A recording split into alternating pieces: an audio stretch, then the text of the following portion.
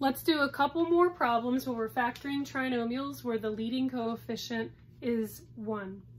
So here I have a couple different examples. In our first one, our trinomial is b squared minus 13b minus 30. So we're going to work through it, but now we're going to see something a little bit different than in the other two. So because I'm factoring a trinomial, my goal is to end up with two sets of parentheses, so I'm going to go ahead and put those there. My leading coefficient is 1, so whatever my variable is here, I'm just going to have 1 in each set of parentheses. So a b squared would be a b times a b. Now when I look at my sign at the back, this is negative. So negative means different or a change. So that means I'm going to have a plus and a minus. So if the last sign is positive, then you jump back to the first sign to see if both signs are negative or both signs are positive.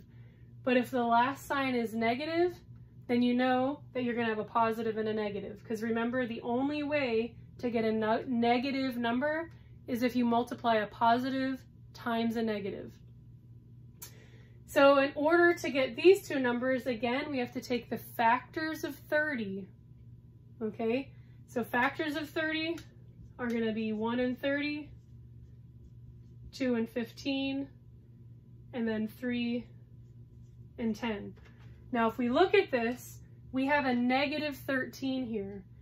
So you can multiply 2 times 15 to get a 30, and you can multiply a 3 times 10 to get a 30. But you can do 15 minus 2 to get 13, and you can do 3 plus 10 to get 13. So which factor pair is going to work? So this is where you have to do a little bit of problem solving.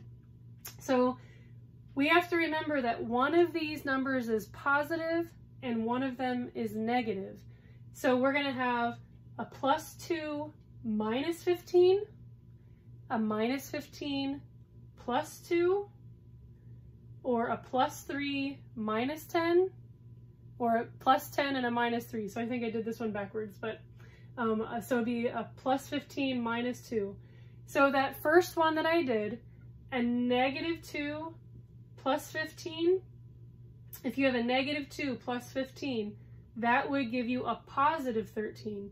So if we just redo these signs and have a plus 2 and a minus 15, so 2 minus 15 would give us that middle number. So a positive 2 and a negative 15.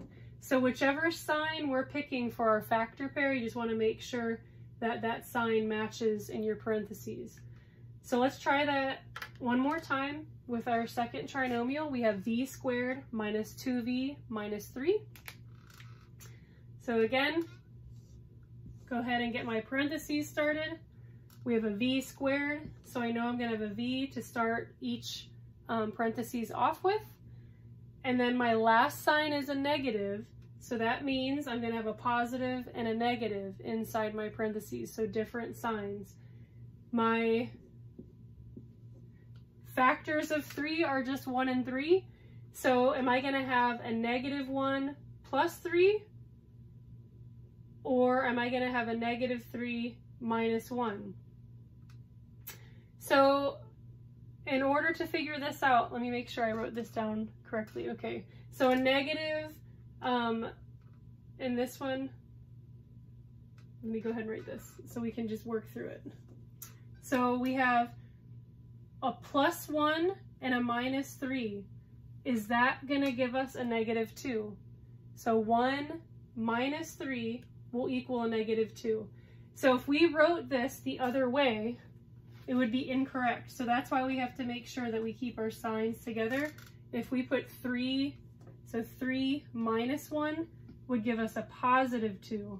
So whenever we have a negative sign on the last term, we just have to keep in mind that where we put our numbers will make a difference. So we want the signs to match so that we can actually get a negative number on the back, but the correct negative number in the middle.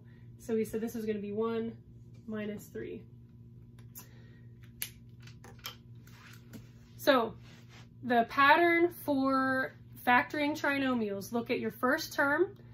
If it doesn't have a leading coefficient greater than 1, so your leading coefficient is 1, all you have to do is take that first variable and put it in each of your parentheses. Look at your last sign. If your last sign is positive, go back to your first sign.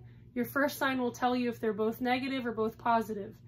If your last sign is negative, then you know that you're going to have different signs, a positive and a negative.